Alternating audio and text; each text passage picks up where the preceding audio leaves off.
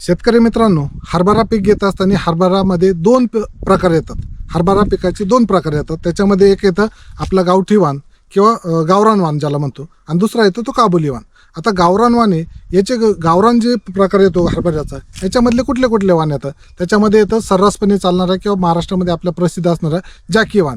त्याच्यानंतर विशाल, विजय, दिग्विजय हे अतिशय प्रसिद्ध आणि चांगलं उत्पादन देणारे हे गावरान वाणाचे किंवा गावरान जातीचे जे हरभरा आहे हे हरभऱ्यामध्ये येतात. आता जो दुसरा वाण आहे किंवा दुसरा प्रकार येतो हरभऱ्यामध्ये, तो येतो काबुली हरभरा. काबुली हरभऱ्यामध्ये सुद्धा काही जाती चांगल्या आहेत की ज्याचं उत्पादन चांगलं भेटतं. त्याच्यामध्ये एक आहे विराट. ही आपल्या महाराष्ट्रामध्ये अतिशय प्रचलित अशी जात आहे. विराटचं सुद्धा उत्पादन मोठ्या प्रमाणामध्ये निघतं. त्याचबरोबर दुसरी काबुलीची जर जात बघितली, कृपा आहे. त्याच्यानंतर पिढीकेवीचे सुद्धा काही वाण आहेत. या वाणांचा सुद्धा आपण विचार करू शकता. जर आपल्याला 2 एकर क्षेत्रावरती हरभरा लागवड करायची असेल रब्बी हंगामामध्ये, तर 1 एकर आपण काबुली करू शकता आणि 1 एकर आपण गावरान करू शकता, किंवा 1 बिघाभर आपण काबुली करू शकता, 1.5 एकर गावरान वाणाची लागवड करू शकता. याच्यामुळे काय होईल की दोन्ही काबुली आणि जे गावरान वाण आहे या दोघांनाही मार्केटमध्ये चांगली मागणी आहे. आणि त्यातल्या त्यात संक्रांतीमध्ये जर आपल्याला जे घाटे आहेत किंवा जे हरभऱ्याचे जे हिरवे घाटे ते विकायचे असतील, तर काबुली वाण हे आपल्याला कधीही प्रॉफिटेबल राहील